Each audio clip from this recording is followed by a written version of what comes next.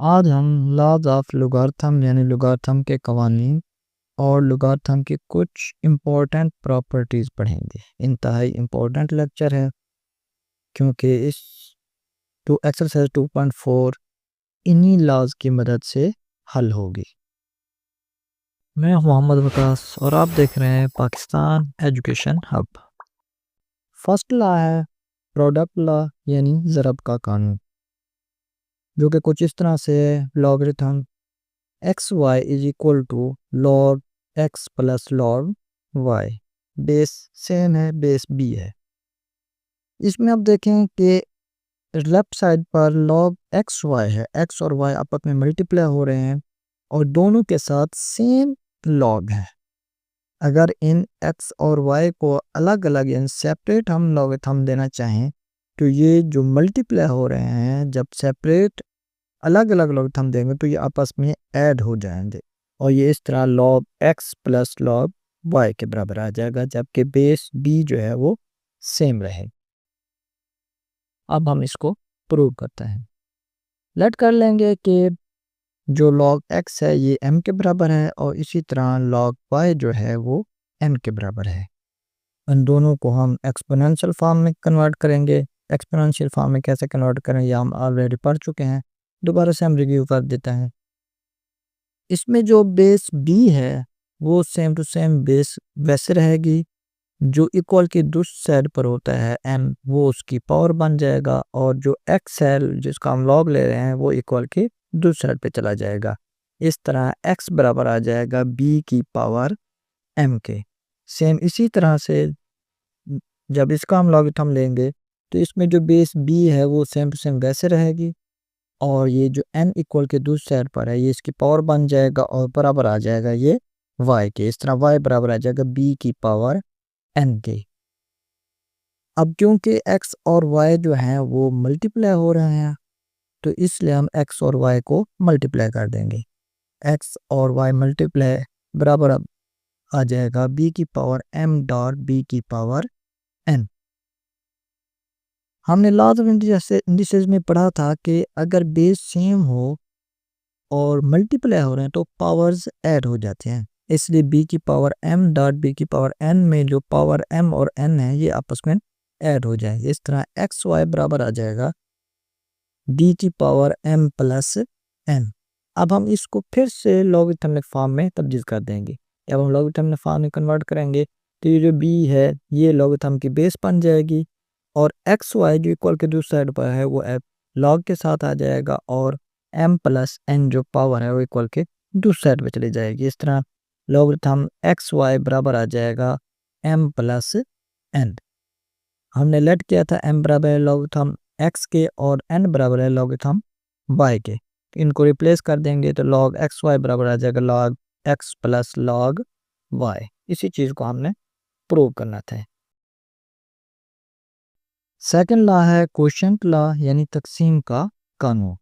इसमें log x over y बराबर है log x minus log y के, यानी x और y डिवाइड हो रहे हों और उनका लॉगरिथम सेम हो और इन दोनों को अलग अलग से सेपरेट लॉगरिथम देना चाहें तो x और y जो हैं ये माइनस हो जाएंगे।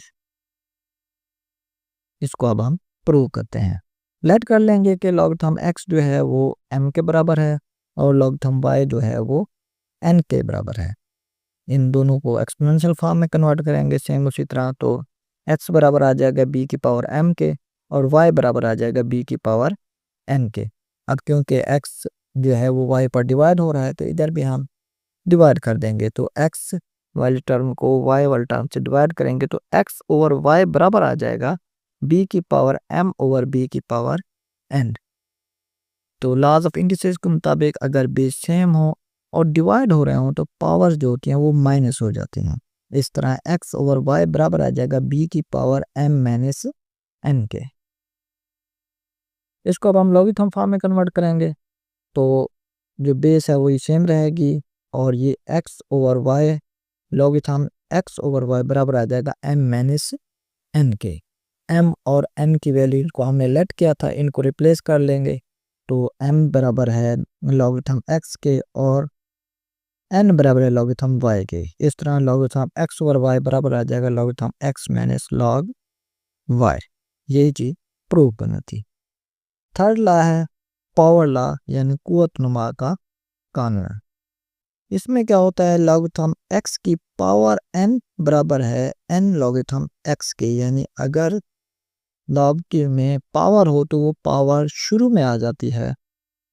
ये इसका कानून है। अब हम इसको प्रूव करते हैं। लेट कर लेंगे कि हम लॉगरिथम x जो है वो n के बराबर है। इसको एक्सपोनेंशियल फॉर्म में कन्वर्ट करेंगे तो x बराबर आ जाएगा b की पावर m के। क्योंकि हमने पावर n लेनी है तो इसलिए हम दोनों साइड्स पर n पावर ले लेंगे। इस तरह x की पावर n बराबर आ जाएगा b की पावर m की power n। Laws of integers में हमने ये पढ़ा था, अगर पावर की पावर हो तो पावर्स आपस में मल्टीप्लाई हो जाते हैं। इस तरह x की पावर n बराबर आ जाएगा b की पावर m n या nm भी हम लिख सकते हैं। अब हम इसको लॉगरिथम फॉर्म में कन्वर्ट कर देंगे। जब हम लॉगरिथम फॉर्म में कन्वर्ट करेंगे तो ये जो b है ये भी लॉगरिथम की बेस बन जाएगी। x की पावर n बराबर आ जाएगा n m के। m जो हमने लेट किया था वो बराबर है लॉगरिथम x के। इसको रिप्लेस कर देंगे तो लॉग x की पावर m बराबर आ जाएगा n लॉग x की। फोर्थ लॉ है चेंज ऑफ बेस लॉ यानी असास की तब्दीली का कानून। ये है log x to the base b, यानी इसकी बेस b है, बराबर आता है log x to the base a over log b to the base a। अब हम इसमें देखें तो लेफ्ट साइड पर लॉग x है, इसकी बेस b है। राइट साइड पर log x over log b है और दोनों की बेस जो है वो डिफरेंट है यानी a है। अब यानी जो लेफ्ट साइड पर बेस थी वो चेंज हो गई है और इधर राइट साइड पर बेस उससे डिफरेंट है। अब हम इसको प्रूव करते हैं। लेट कर लेंगे कि m बराबर है लॉग x के और बेस क्या है इसकी b है। जिसको हम एक्सपोनेंशियल फॉर्म में लिखेंगे तो b की पावर m बराबर आ जाएगा x के।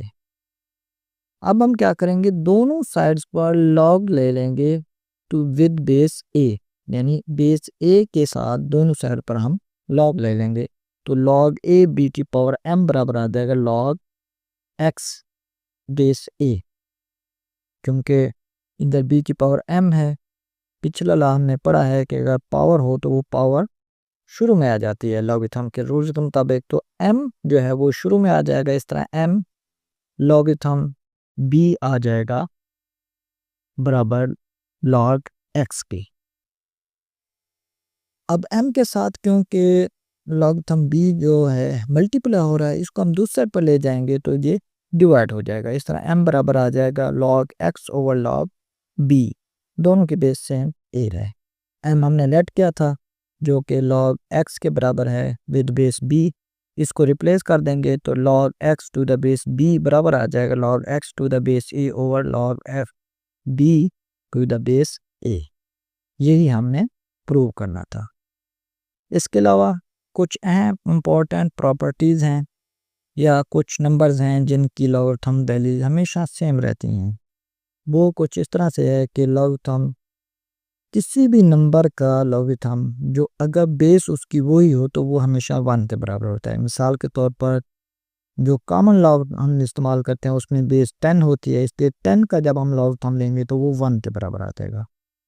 या हम इसको कॉमन लिख सकते हैं logarithm a to the base a is equal to 1, यानी लॉगरिथम की जो बेस होगी उसका लॉग हमेशा 1 के बराबर होगा। इसी तरह अगर बेस 2 होगी तो 2 का लॉगरिथम 1 के बराबर होगा। बेस 5 होगी तो 5 का लॉगरिथम हमेशा 1 के बराबर होगा। दूसरी प्रॉपर्टी है इसमें logarithm of 1 is equal to 0। Base बेशक कोई भी हो लेकिन 1 का लॉगरिथम हमेशा 0 के बराबर होता है, चाहे बेस इसकी 10 हो, 5 हो, 2 हो, e हो या कुछ भी हो, इसका लॉगरिथम हमेशा 0 के बराबर होता है। ये था हमारा आज का लेक्चर जिसमें हमने लॉज ऑफ लॉगरिथम और कुछ अहम प्रॉपर्टीज़ देखी हैं। अगर आपको हमारा लेक्चर पसंद आए तो चैनल को लाइक करें और सब्सक्राइब कर दें। अल्लाह हाफ़िज़।